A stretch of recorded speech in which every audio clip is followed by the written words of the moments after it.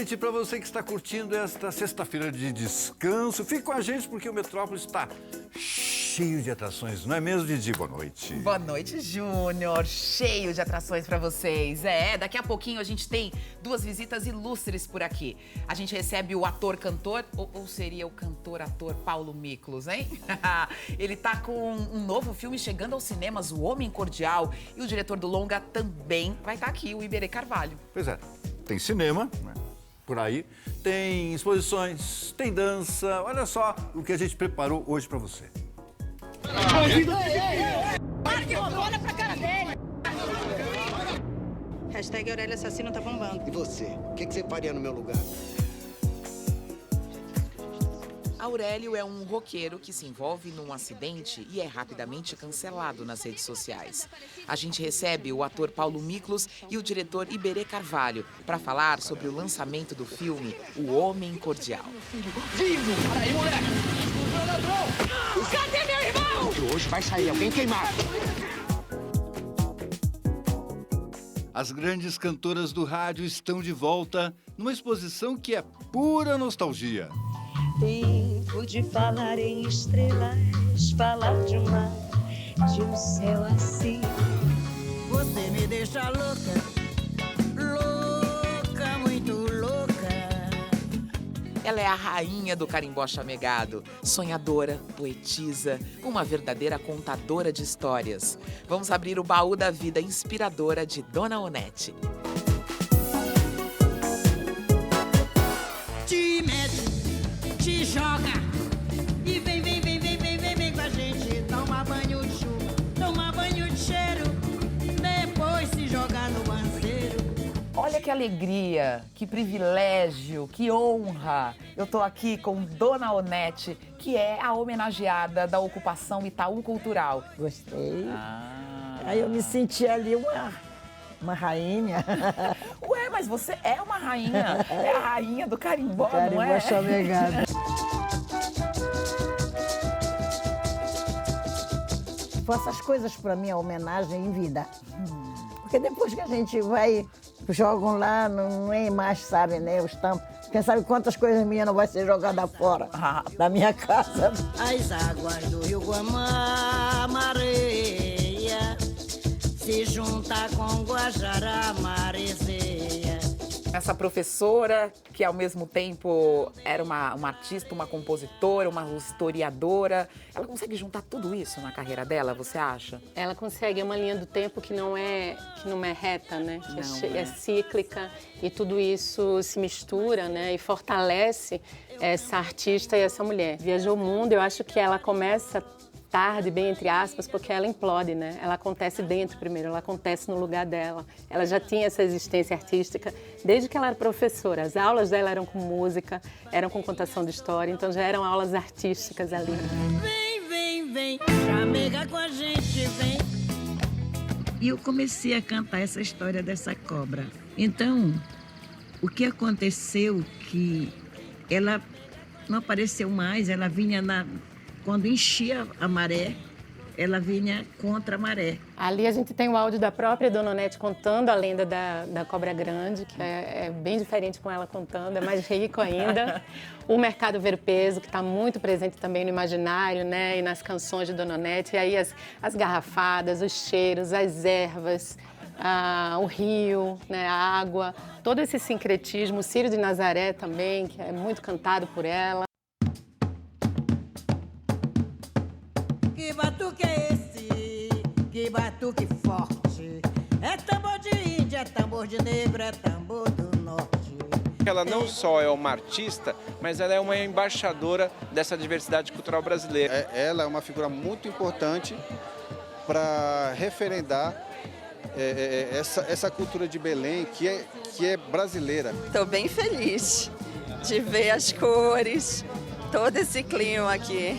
Ver o quão importante ela é em tantos territórios e como essa ocupação dela talvez seja só mais um desses territórios que ela esteja passando, né? As águas do rio Guamá,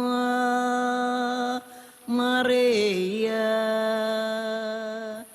se junta com Guajará, Marezeia. A poesia para você foi algo importante assim da sua criação artística? A poesia é onde você começa a se expressar de maneira mais... É, porque eu não tirava, quando eu era estudante, 10 mais ou menos em redação, não. Na redação eu não tirava 10, às vezes era 8, 9, 9,5, mas não chegava a 10. Mas quando era descritiva, eu ia para o 10. E você, se você reparar, eu sou muito descritiva. E monto aquela música naquilo, já deixando o meu recado, a garça namoradeira. Quem iria pensar em um urubu e uma garça ser namorado? A garça namoradeira namora o malandro urubu. Eles passam a tarde inteira causando o maior rebu. Na doca do ver o peso no meio do pitchu. Dona Onete, essa grande artista, gravou seu primeiro álbum só em 2013, aos 73 anos, Feitiço Caboclo. Agora, ninguém duvida que o espaço dela sempre foi e sempre vai ser o palco. Ora, vejam só, meu coração virou um grande brechó. Nele eu guardei as minhas fantasias. Eu já fazia música, eu já era compositora, mas tinha que pedir licença para o meu marido, ele tinha que ler tudo. Se eu não falava nada, talvez pensando que eu estivesse com alguém ou alguma coisa. Eu falo muito de amor.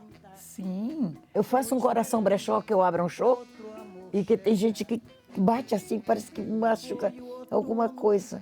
Tem essa questão do amor e tem uma questão também muito sensual, de sensualidade, de sentir prazer. Demais. De ser mulher e de não ter vergonha de... Você me deixa louca, muito louca. Quando você passa, me provocando, faz que não me vê. E às vezes eu faço assim, aí eu vou e faço assim pra mim, me jogar beijo. Aí o pessoal já foi pedido em casamento. Ah, gente, é muita coisa. O nosso amor é assim, é ação, reação. Carimbó, pra você, é algo que faz parte da sua vida, de quem você é. Mas pra quem não sabe o que é carimbó, como é que você descreveria? É um ritmo de pau oco, né? O pau, aí faz o tambor aqui e foi aonde o negro tocou.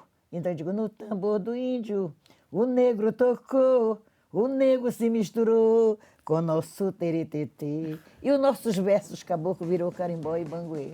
E eu trouxe esse meu jeitinho de chamegar, de dançar e fazer assim. Né? No meu show você vê. É uma então, delícia. Aí eu deixo transbordar um carimbó de alegria. Rebujou, rebujou, cobra grande boiou. Rebujou, rebujou, tubarão chegou. Pra fazer a festa, pra fazer a festa, pra fazer a festa na Baía do Guajará. São Paulo dança carimbó, Rio de Janeiro dança, todos os lugares já ando com as saias já dentro da dança. Eu mesma vim hoje e pensei, eu não vou de calça, eu vou colocar um vestido, vou encontrar a Dona Onete, vai que ela quer que eu dê uma giradinha. Vai no Marajó pra tu ver, vai no Sairé pra tu ver o que é carimbó, meu Deus. Que carimbó é esse de toque maneiro, gostoso brejeiro, de onde é que tu vem?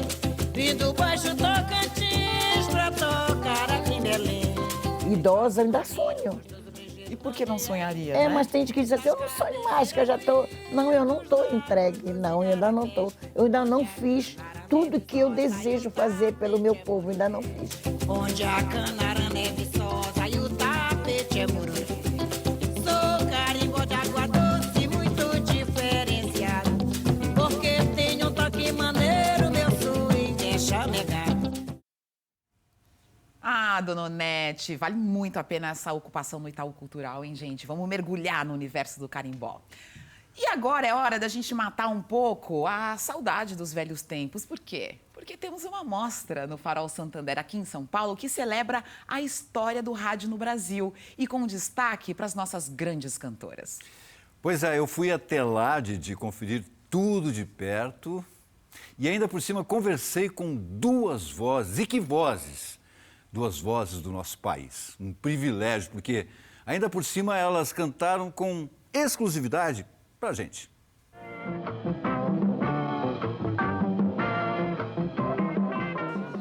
Rodrigo, como é que está dividida a exposição? Olha, é o seguinte, no 20º andar aqui do Farol Santander é a história do rádio brasileiro, de uma forma geral, né? Aí a gente fala dos locutores, dos radioatores e atrizes, dos humoristas, né? Enfim, de toda a falange do rádio, né?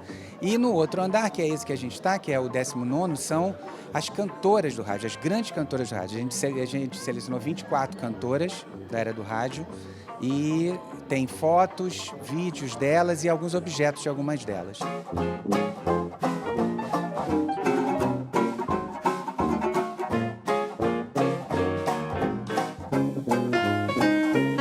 Claudete, você começou a sua carreira através do rádio? Foi o programa do Guri, né? O programa do Guri na Rádio Mauá, do Silveira Lima. Depois eu fui para a Raia Miúda, que ela também estava. Eu comecei com 10 anos, né? Eu canto desde 10 anos, que loucura, né? Tempo em que vou perguntando se gostas de mim. Tempo de falar em estrelas, falar de um céu assim. Essa fama do brasileiro não tem memória, né? E eu discordo plenamente. Ele não tem memória porque ele não quer ter memória. Hoje é até bobagem, né? Porque hoje com o celular, o Google, você sabe tudo. Mas, senão a gente não estaria trabalhando, né? Gente que passa se rindo, zombando de mim. Você teve dificuldade em rádio por ser uma cantora que gostava de cantar bossa nova? As rádios tocavam bossa nova? Não, na época não existia bossa nova. Aí eu procurava cantar as músicas que Neuza Maria cantava, tá? Nessa época nem existia ainda a Elisete Cardoso, né? Eu não sabia que doía tanto uma mesa no canto, uma casa, um jardim. Eu quero saber de vocês como é que era essa história dos concursos de rainha do rádio. Como é que era? Parece que existia patrocínio, né? Você tinha que sair, vender os votos, né? Tinha que vender voto. Tinha que vender votos, tinham lá os carnezinhos e saía vendendo. Somente um diante dos teus olhos trouxe a saudade desse amor tão perto. Você teve coragem de ir no Ari Barroso? Eu fui. E a música que você cantou pro Ari Barroso, você sabe ainda a letra? Tarde da noite, na rua deserta, a vagar eu estou. Não tenho destino nem rumo, não sei de onde vim, nem sei por onde vou, onde estou. Nota máxima, todo mundo batendo palmas.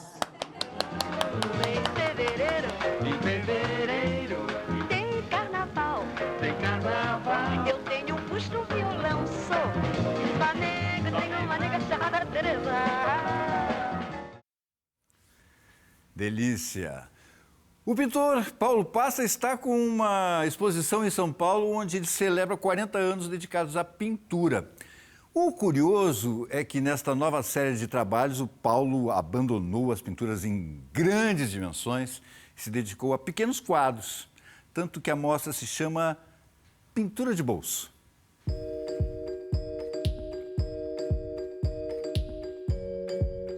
São 90 telas que Paulo Pasta se dedicou em fazer nos últimos 2 anos.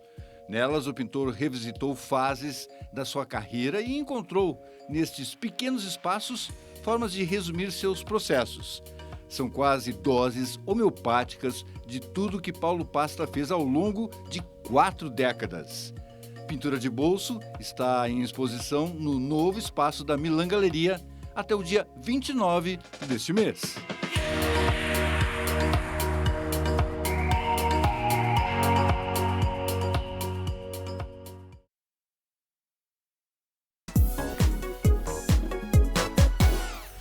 Essa é a prova que vocês têm contra mim? Eu te mato, sua vaca! Eu exijo saber o que está acontecendo aqui. Você exige. É disso que a gente tá sendo acusado? Conhece esse cara? Claro que você conhece. O que esse cara quer? Tá querendo armar pra cima de mim, é isso? Sabia que Matheus tá desaparecido? A polícia não tá interessada em achar o meu irmão. Foi você que cavou a própria cova. A casa caiu, caralho. Vai matar ou morrer, bicho. Você sabia que o cara era a polícia? Você quer me ajudar? Então você traz meu filho vivo. Para aí, moleque. Meu ladrão. Cadê meu irmão? Que hoje vai sair alguém queimado. Vocês acabaram de ver trechos do filme O Homem Cordial, um longa de Iberê Carvalho. É um filme que fala de assuntos muito atuais. A gente precisa refletir sobre o racismo, sobre a cultura do ódio, a cultura do cancelamento.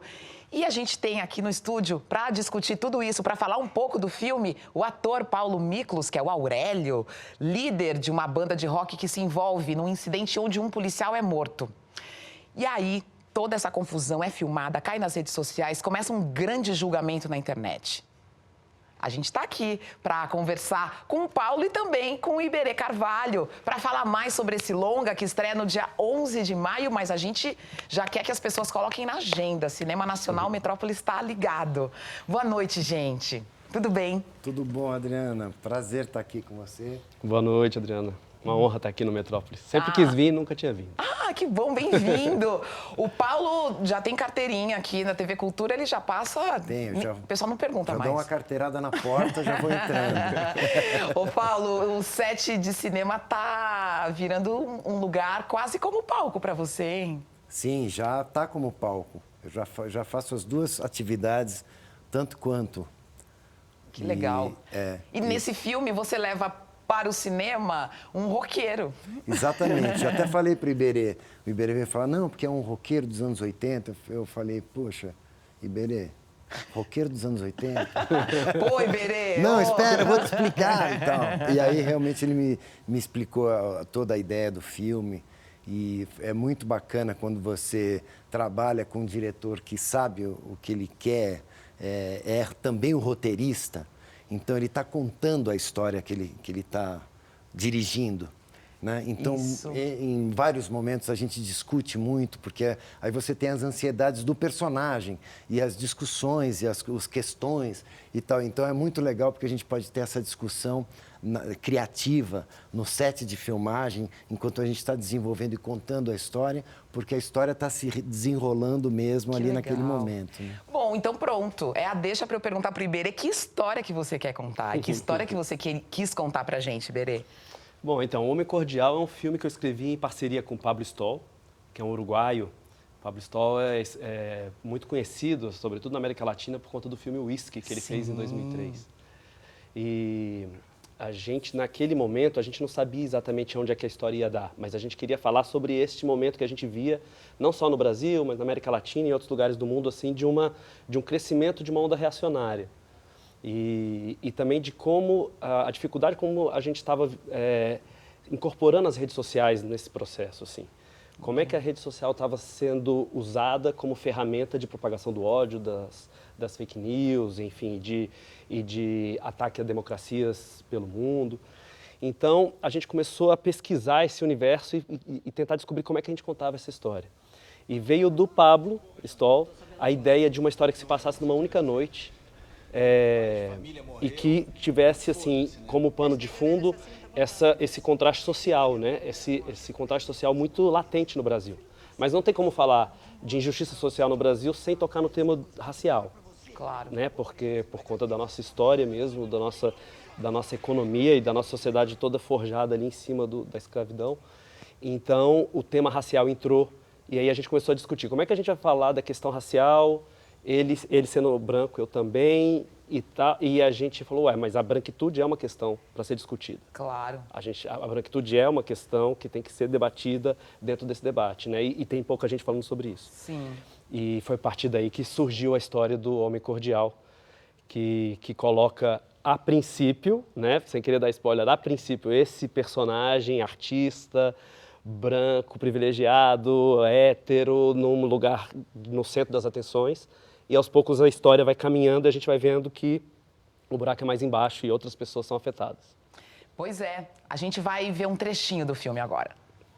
Mas aí, você sabia que o cara era a polícia? O cara me falou, mas eu não acreditei. Você acha que foi o menino? O quê? Que matou o Gambé? É. Pode ser, pô. Ele não tava correndo atrás do moleque. Vai matar ou morrer, bicho. Mas eu não acho que o PM ia fazer mal pro menino, não. Sério mesmo? Meu irmão, esse mundo visto pelos seus olhos de branco deve ser lindo, maravilhoso. Essa frase ficou muito na minha cabeça. Você viu aí o Taíde, né? Taíde também faz participação no filme. Olha quantas participações musicais no filme. Mas que conta um pouco desse olhar, né, que você também está trazendo para o filme. E eu acho interessante essa perspectiva, porque a sociedade brasileira toda precisa falar de racismo, né? Só que a gente precisa encontrar o nosso lugar ali para falar do racismo. E você coloca o espectador numa situação de poucas informações. Como muitas vezes na internet a gente começa a ter opinião sobre um assunto que não necessariamente você tem todas as pontas ali para que você realmente pense e tenha uma opinião conclusiva, né? Você faz um pouco isso com a gente também, não é, Iberê? Na montagem do filme e nesse roteiro que é vertiginoso. A ideia foi exatamente essa, é ir soltando as peças do quebra-cabeça devagarzinho e ir exigindo com que o espectador tome um partido. O espectador vai, aos poucos, necessitando ficar de um lado, né? Tem até uma frase que o personagem do Paulo Aurélio fala logo no início: e você, o que você faria? No meu lugar, o que você faria? Essa frase é um pouco também para os nossos espectadores, para o nosso público. Mas as pessoas não sabem exatamente o que aconteceu. E essas informações vão vindo aos poucos. E eu acho que é isso, a internet, quando a pessoa está ali, né, várias pesquisas mostram, quando você está ali protegido pela tela, né, atrás de um aparato no anonimato quase, porque ninguém pode chegar até você, a gente coloca para fora muito mais nossa agressividade, nossa raiva, nosso ódio. E isso acaba reverberando lá na ponta. Lá na ponta tem um ser humano, tem uma pessoa. Né? E dependendo da sua classe social ou do seu grupo étnico, isso vai te afetar de forma diferente, com pesos diferentes. E no filme você percebe isso? Você percebe as pessoas sendo afetadas pela situação de formas diferentes e essas variáveis estão muito ligadas à classe social, né, Paulo? A gente percebe isso, né? Com certeza. É interessante que esse personagem, que é o meu personagem, ele se vê numa situação diferente. De repente, ele está sentindo isso. Coisa que ele nunca sentiu até como figura pública. Quer dizer, né? É uma situação totalmente diferente. O interessante é que, para a preparação do filme, o Iberê, ele trouxe a Amanda Gabriel, que é a preparadora de elenco, e ela fez um trabalho muito interessante com o nosso elenco, que é um elenco diverso. Sim, e que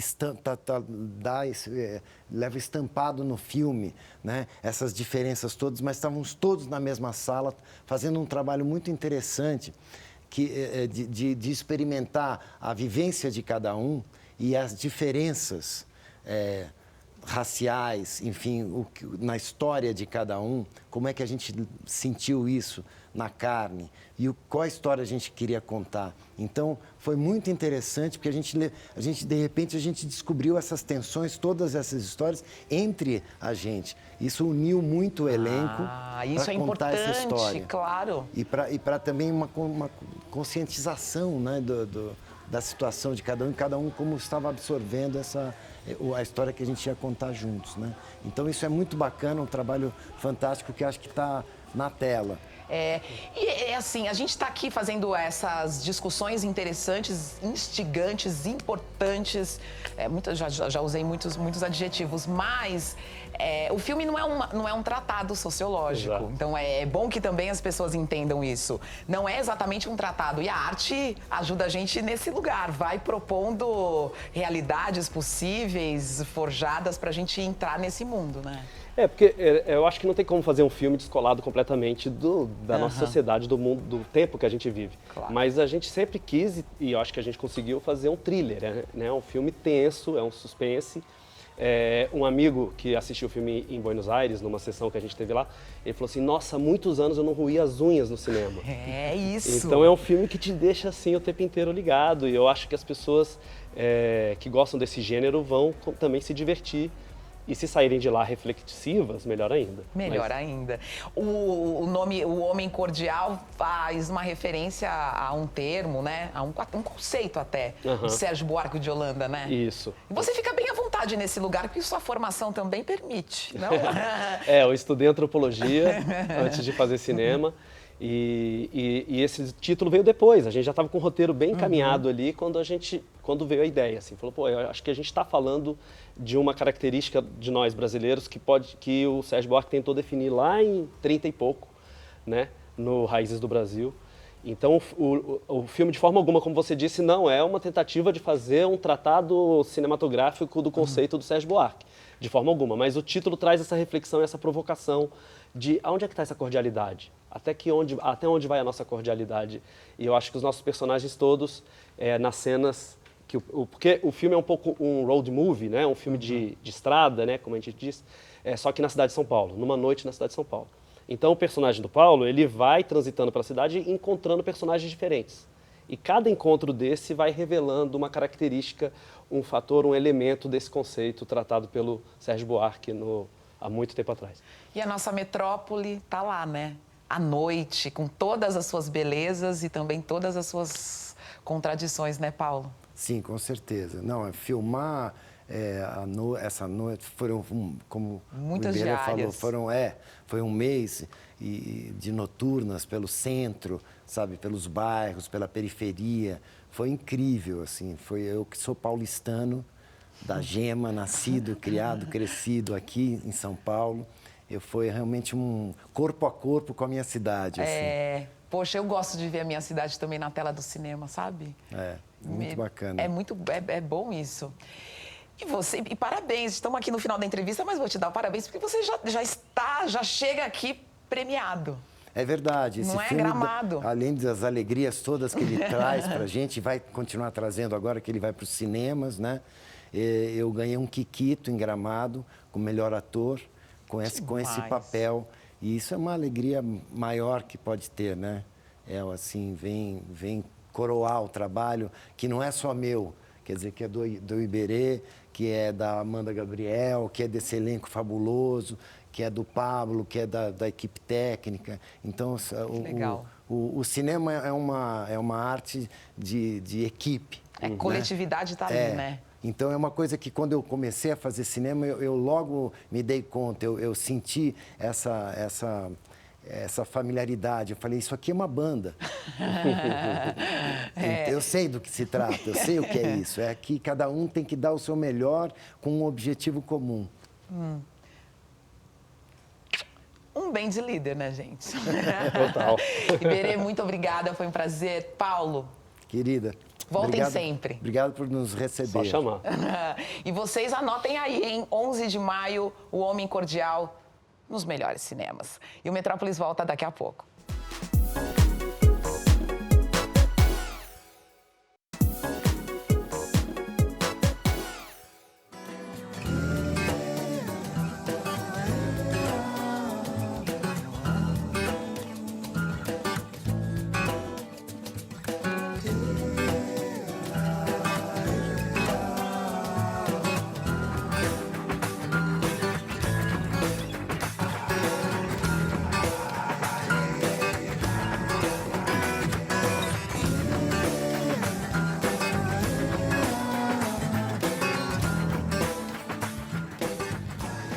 Olha, este é um trecho do espetáculo Breu, do Grupo Corpo, que chega a São Paulo essa semana para a temporada 2023 de dança. A trilha sonora foi criada pelo Lenine e a coreografia é do Rodrigo Pederneiras. O Grupo Corpo estreou essa coreografia em 2007, mas ela segue muito atual, porque, infelizmente, traduz ainda, agora em movimentos, né, as violências e barbáries que vivemos nos dias de hoje. O Corpo também apresenta Gil Refazendo. E apesar desse espetáculo ser de 2019, né, a coreografia foi toda refeita. Eles recriaram essa coreografia do zero a partir da música do Gilberto Gil, né? O diretor artístico Paulo Pederneiras explica que é a primeira vez que eles fazem isso em 48 anos de existência. E a gente fica pensando que isso é uma metáfora da necessidade de se refazer, né? Tantas coisas importantes destruídas ao longo dos anos. Pois aí, depois de São Paulo, o Corpo apresenta o espetáculo no Rio de Janeiro, entre os dias 17 e 21 de maio. Que ótimo! E a gente separou para vocês 2 trechos de Gil refazendo. Vamos ver?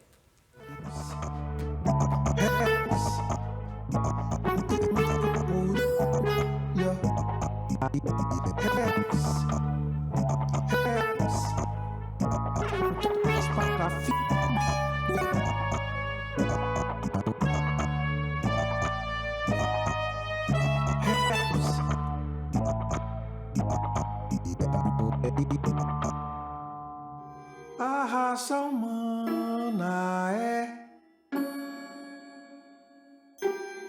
uma semana do trabalho de Deus.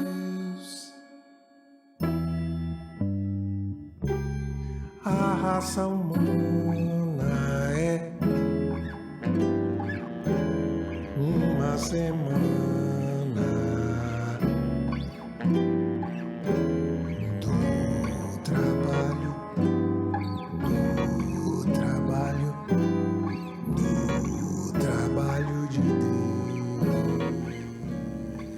com imagens do grupo Corpo na coreografia Gil refazendo, a gente se despede por hoje. Mas segunda-feira nós estamos de volta com o horário da segunda-feira, né? Que é às 7h10 da noite. Um bom final de semana para todo mundo e a gente continua nas redes sociais do Metrópolis. Que tal? Passem por lá. Um beijo. Tchau, tchau.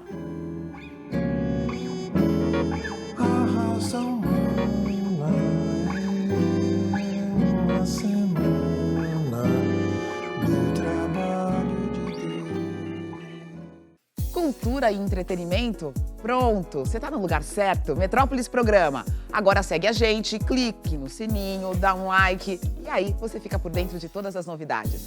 Tô te esperando.